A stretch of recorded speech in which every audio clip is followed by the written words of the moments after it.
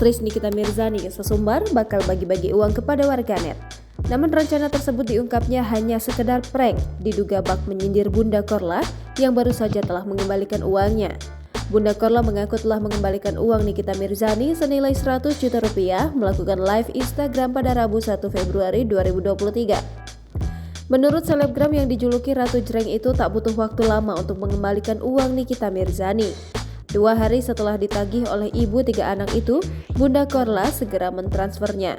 Alih-alih diam, Nikita Mirzani kembali bereaksi hingga melayangkan sindiran soal bagi-bagi uang. Tak pelak, kolom komentar unggahan Nikita pun dipenuhi atensi dari warganet. Tak sedikit pula yang menyindir takut akan diminta lagi jika diberi uang oleh Nikita Mirzani seperti yang dilakukannya terhadap Bunda Korla.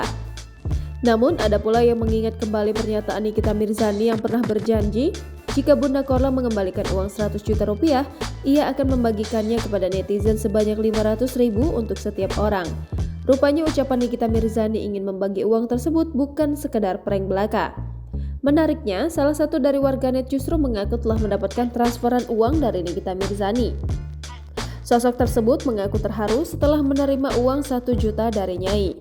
Hal itu lantaran ia memberikan pembelaan untuk Nikita Mirzani yang ramai dihujat warganet.